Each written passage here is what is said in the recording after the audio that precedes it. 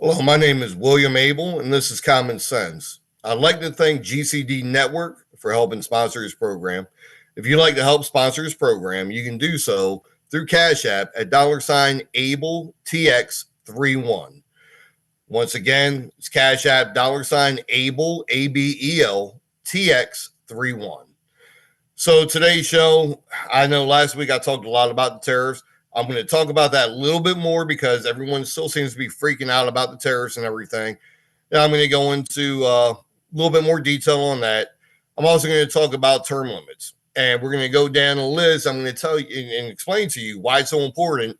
And then we're going to go ahead and look at how many terms some of these Congress members have served. So to get things started, so once again, the tariffs. I see Congress wanting to start investigations because that's what they do every time, every start of a uh, new session. You have these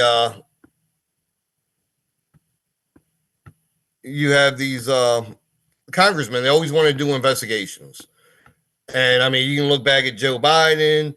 You had investigations there. You had investigations under Trump's first term, Obama, and they do it every time. And they waste all this time from January up until about July or August doing investigations. The problem with this is they waste a shitload of taxpayer money and they don't go ahead and actually find, or if they find some wrongdoing, they decide they're not going to do anything about it. They just want to do the investigation to find out if it was happening. So if you're not holding anyone accountable, then why are we wasting millions of dollars doing these investigations? Historic like last Congress, they went off and did investigations, came out, talked about how corrupt the FBI was and everything. And then you had Congress approve, I think it was $318 million for a new FBI headquarters. It's like if they're that corrupt, they're not doing their job, they're doing stuff that they shouldn't be doing, and they're working against the American people, then they should not be rewarded with money to go ahead and get a new building. And, one of the congressmen that voted to give the FBI money, as he goes around and talks about how corrupt they are, was John Carter, who was my opponent in the race in 2024. But you see this kind of stuff happen all the time. And then what happens after the investigations end?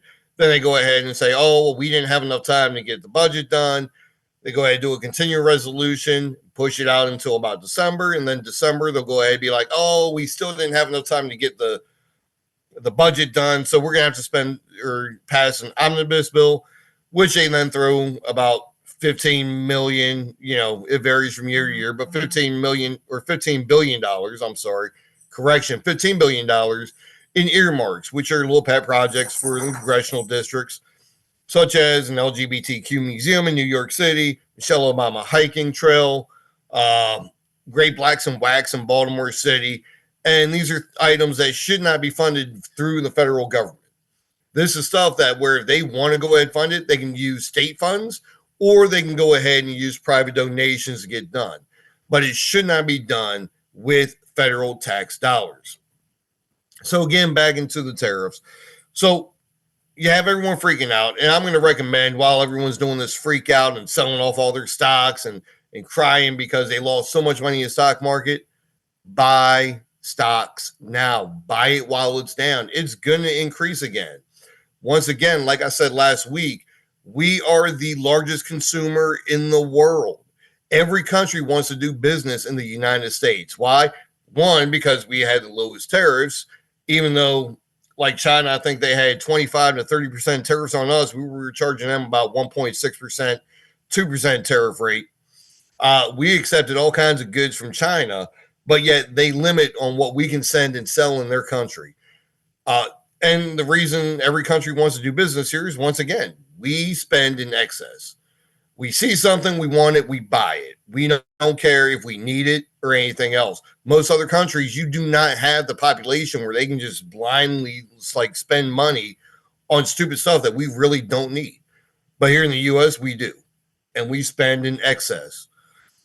But this is a good thing. The stock market's down. With the stock market being down, the Federal Reserve is going to end up having to lower interest rates, which is great. You can go ahead and refinance your house if you have a high interest rate on that. You can refinance your vehicles and get better interest rates. But we can also get a better interest rate on our national debt to kind of help pay that down, decrease how much we're paying in interest every year on our national debt, because let's face it, that is getting out of hand tremendously, and something needs to be done. And this is one way we can do it. But while the stock market's down, if you got any expendable cash, throw some money in it. Put it into some of these companies that have lost a lot of money recently that we all know are going to bounce back. You have companies like Apple. Apple's going to go ahead and rebound.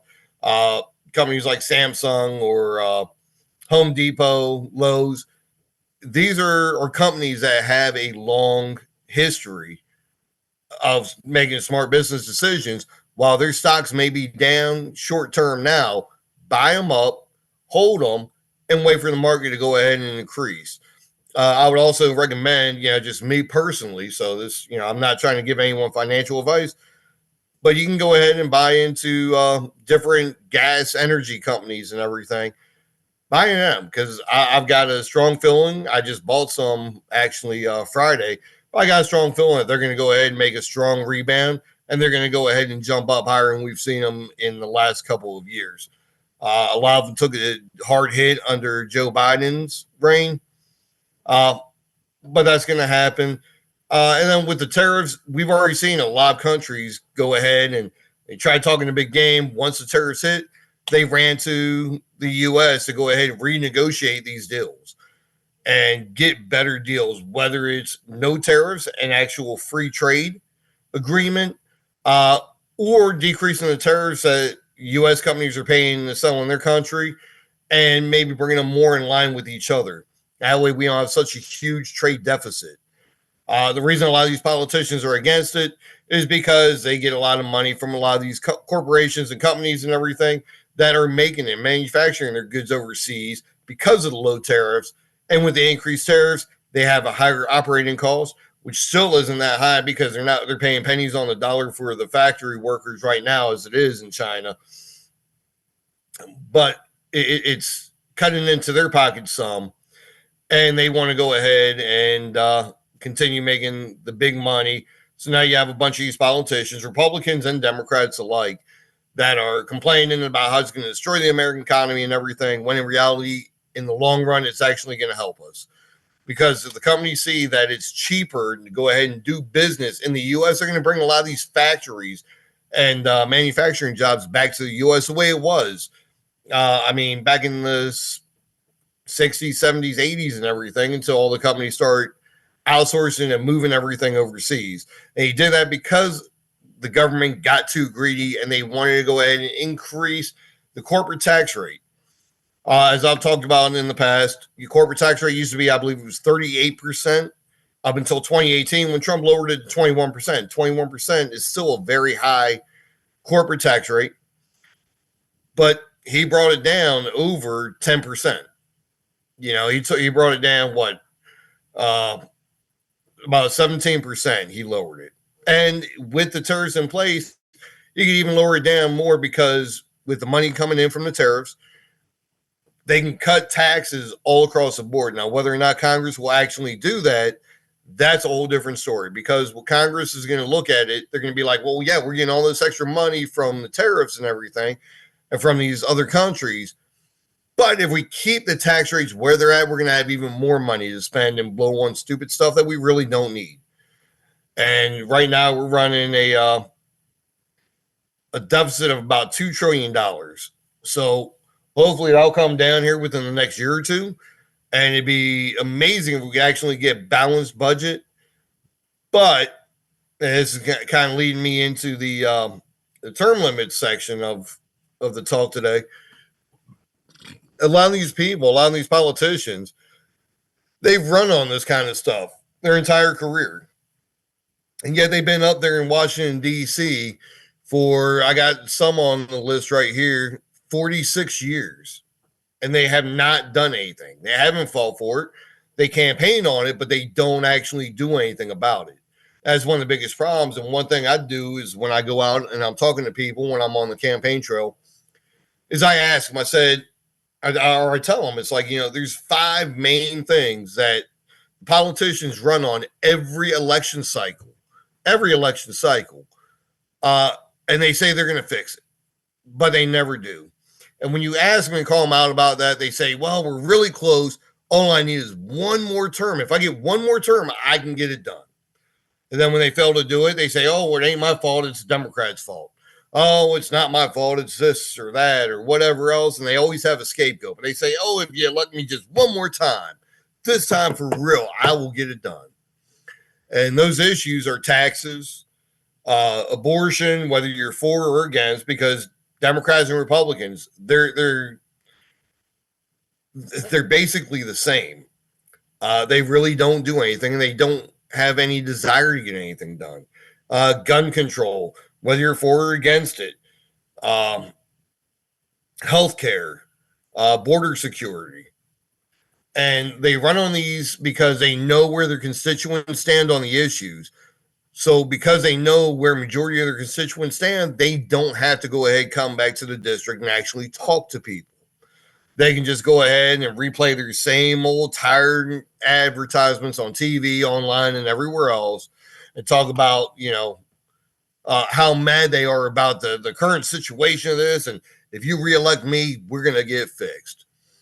So with that in mind, I'm going to go ahead, I'm going to run down a list of some of the Congress members and how many terms of service they've had. And this is for the House of Representatives.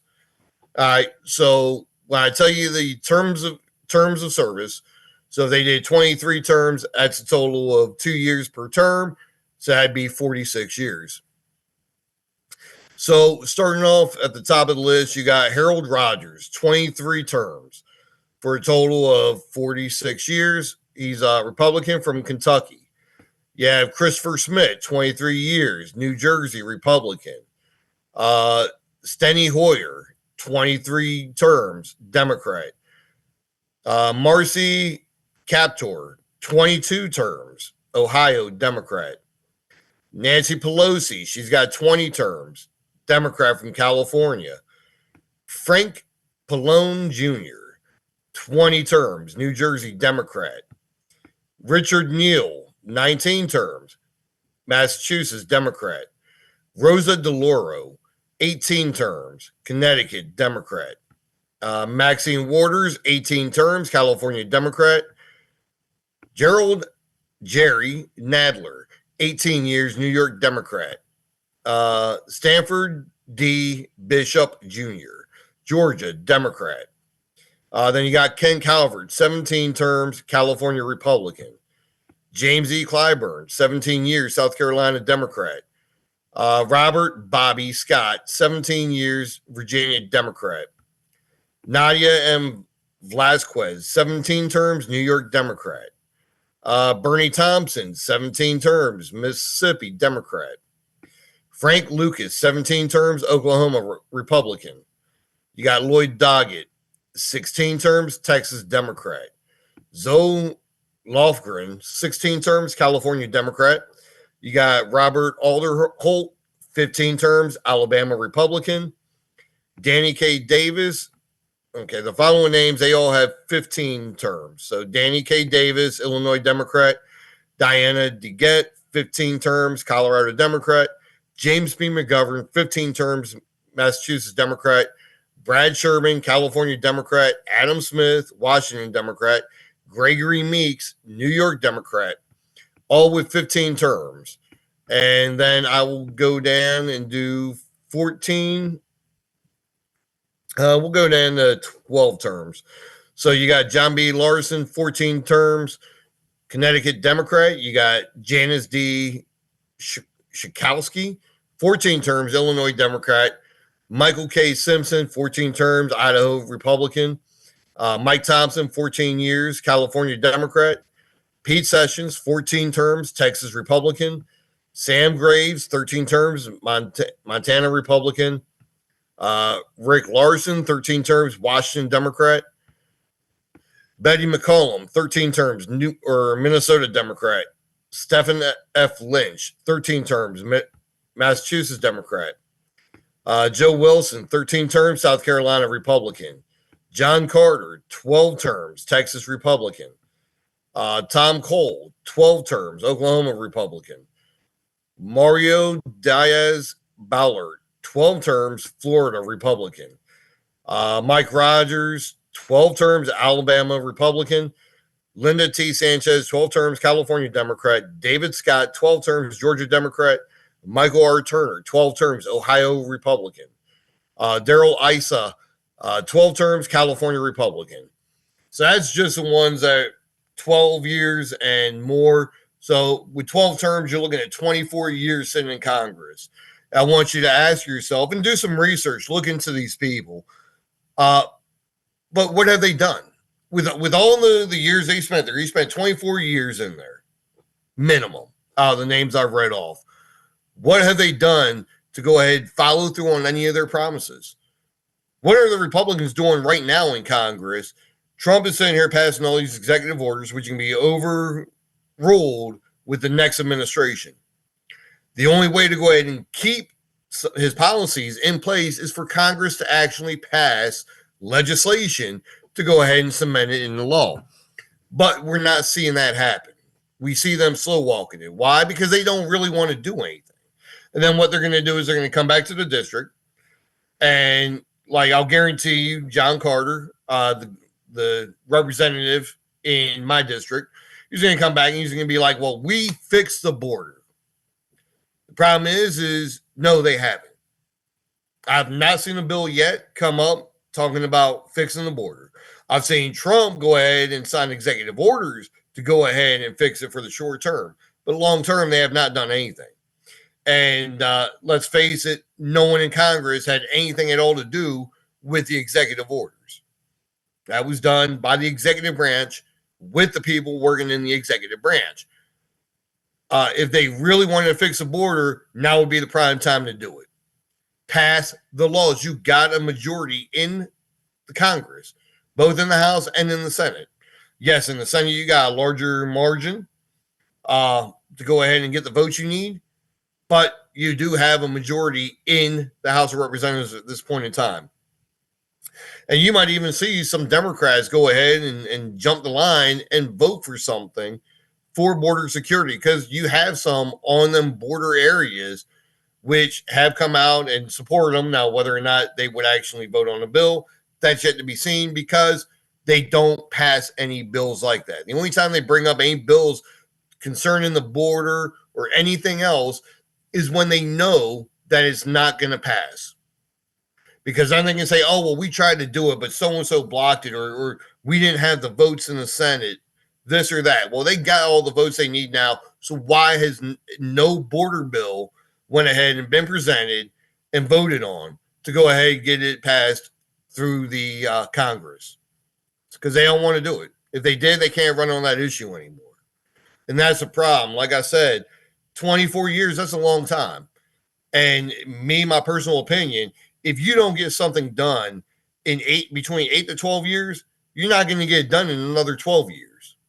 We put the term limits in place, and that goes ahead and it forces them to actually go ahead and get things that they want to get done, because they're now on a clock.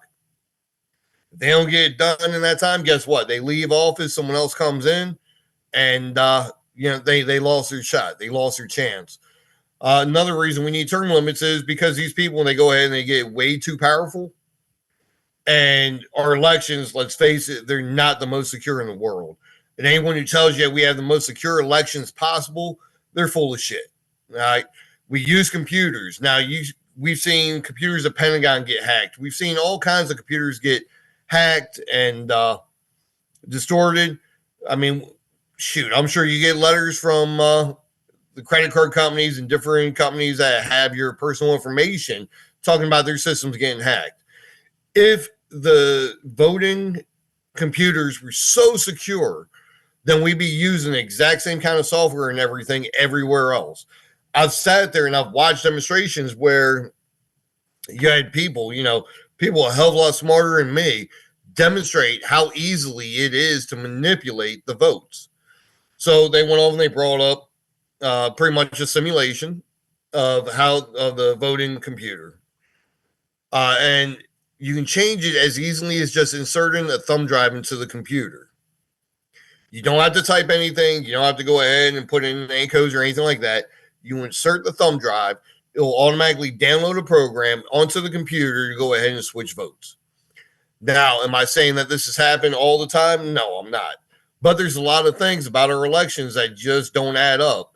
And God forbid if you ask any questions, then you're a conspiracy theorist, you hate democracy, you hate the United States, and you're just an enemy of the state. We've seen that happen in 2020 when there were a bunch of things that just were not adding up with the elections. And if you asked any questions about it, instead of getting any kind of an answer and response, you were pretty much just blacklisted from society. So me, honestly, I'd much rather see paper ballots. I'd like to go ahead and see hand counting. Now, if you want to go ahead and run them through the computers and then have the hand cannon as a backup, that's fine. But you also need sequential numbered ballots with signatures and the whole 9 yards. And that way we can go ahead and prove that, okay, yes, no, this was a ballot from this person. I also don't believe in all this early voting and mail-in voting, which they do to a level which just screams corruption. I got it. Some people, they're not able to make it out, but it should be rare. Okay. Not everybody, if you're good enough to go ahead, go out to the bar and party and everything, then you're good enough to go out and vote. I think we need to go ahead and take voting down to maybe 4 days, maybe 5 days. Do a Friday, Saturday, Sunday, Monday, Tuesday. That's it. We don't need 2 weeks of early voting. We don't need to go ahead and have all these mail-in ballots. We don't need people harvesting the ballots from people because we have no clue if those people actually got the ballot and filled it out, or someone just went ahead and said, no, I'm going to deliver his ballot to somebody, fill it out themselves, and then go ahead and drop them all off. If you go ahead and if you're doing a mail-in ballot, if you qualify for it, which I think we need strict rules on who qualifies for the mail-in ballots, then you should be responsible for going ahead and mailing that ballot in. It should not fall on the shoulders of somebody else, because if they know that you support one candidate over another, they don't want that candidate to win, they can go ahead and get rid of your ballot. I know when I was in the military, I had to go ahead and vote, absentee ballot several times. And when I went back and checked my voting record, none of those elections I voted in, they never counted any of them. So that's a big problem too. I know it at the time. I didn't find this out until years later after the fact. But yeah, it's like if I take the time to vote, then my vote should count. That's why I encourage everybody, if you're physically capable of doing so, go and vote in person. Because of mail-in ballots, there's no guarantee, and they can throw away your ballot and just be like, well, we never received it. It must have got lost in the mail somewhere. And I don't for a second think that they wouldn't do that. But yeah, I mean, if we keep things going as they are, then these people are just going to go ahead and drive our country into the ground, and we're not going to have a country anymore. And like I said, a lot of these people, when they're up there that long, they lost all touch of reality from what's happening in your district, what the people in the district want, and all they do is they worry about what their donors want. Like I said, and I've talked about this one before with John Carter. In 2023, there was a vote to go ahead and ban the vaccine mandates for airline pilots. Well, he had got a nice chunk of change, donation from the Airline Pilots Association, which is a liberal, pilot organization. And after he got that donation, he went out and he decided to vote against ending the vaccine mandates. But when he comes to the district, or when he have his representatives come out to the district to talk, they always bring up, oh, well, we ended the vaccine mandates for the military. It's like, that's great, but what did you do when you had the opportunity to go ahead and fix something that never should have happened to begin with? And that's forcing people to take an experimental vaccination that ended up proving, or after so long, it was proven that it did not prevent people from getting COVID-19. It did not prevent people from going ahead and making them better or anything else. And then they try blaming it on people who were unvaccinated. Well, I'll tell you, I'm proudly unvaccinated. Unfortunately, my wife did have to go ahead and get the vaccination. Otherwise, they were going to take her off the transplant list when she needed to get a liver transplant. And she had got 10 times worse, right? And we had fought that. And they pretty much said, tough shit. It's like, if she don't get the transplant, we're going to put her on hospice care. So she got the transplant. Luckily, she was able to get a liver in time. But she didn't have a lot of time left. And she had went downhill extremely quick. And we had contacted all our local politicians about this, congressmen, senators, governor. Nobody would do anything. And speaking of senators, if you live here in the great state of Texas, I encourage you to go ahead and look into the Senate race, because we have John Cornyn running again for re-election. He's been in office since about 2002, 2003. So he's been up there for about 20 some years now. And he's also went ahead and worked out deals with Democrats for gun control, which, if you're a Texan, most likely you're against just about any form of gun control. I know, me personally, I am. I don't believe in gun control. I believe gun control can be solved by sending everybody to the range to go ahead and make sure that they're hitting what they aim for. That's me. I can't remember what school shooting it was after, but I believe it was in 2022, I believe it was. It was a school shooting that took place, and in Senate they were trying to pass a gun control bill. Well, the one thing the Democrats do is, first off, they play on emotions, because if they keep their people and their base emotionally outraged, you never have time to think rationally. And you're not going to be able to have a rational discussion with anybody. So one thing they do is they get the emotional outrage, but they also go ahead and they ask for a mile.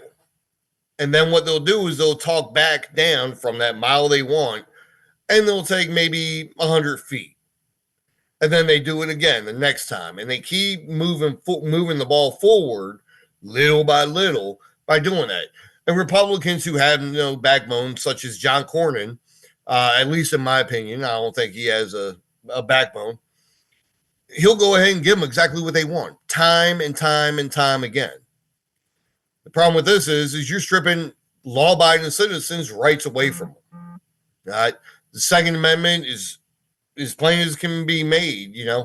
Yes, the government needs a militia in order to defend itself. But with that being said, the government itself cannot be trusted, and you cannot trust that militia to go ahead and be on the side of the people, so the people have the right to keep and bear arms. Okay? It's in the Second Amendment. That's what it says. It means, or it says what it means,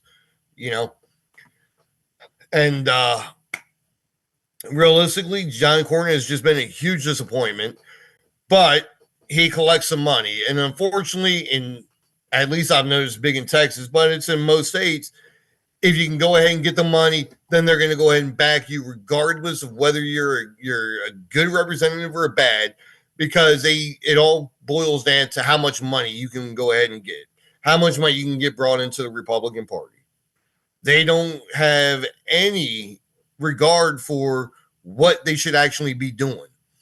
If they did, we get rid of half of the Republican representatives we have. One of the tenets of the Republican Party and conservatism is smaller government. Then, if that's the case, why in the hell do we have so many Republicans fighting for bigger government? And they do it all the time. They'll do it to our face. And they laugh, because they know as long as you have the establishment hacks on your side, you're going to win your primary, and then you're going to win the election, because you had the parties brainwash anyone, whether you're liberal or conservative, that, you have to vote for this candidate, even if you don't like them, because if you don't, you're going to get the other party elected. And that's why we don't have any independent candidates, because anyone who would want to run as an independent knows then the parties are going to go ahead and brainwash everyone that falls under that party, even if the independent is a better candidate. Well, yeah, they might be the better candidate, but you can't vote for them because if you do, you're going to get Democrat elected. Or if it's a Democrat majority area, they'll say, oh, if you vote for the independent, you're going to get the Republican elected, and then we're going to have chaos and we're going to get into a nuclear war and everything else. And you scare people. And the problem with that is with the public education system, and I've seen this firsthand, because when I was going to school, we were taught to go ahead and think for ourselves. They taught us how to do research and go ahead and break down the information we collect to go ahead and come up with our own conclusion to what stance to take. Prior to me graduating, and it was towards the end of my public education career, it got to the point where they were telling you what position you had to take. And then you had to go out and find things to support that. So they didn't want you getting all the information. They just wanted you to get the information that would support whatever stance they told you you had to take. And the problem with that is the parties do this. The Republican Party and Democrat Party do this. And they don't want you to do the research. They want you to go to the social media stars and all this kind of stuff, the influencers.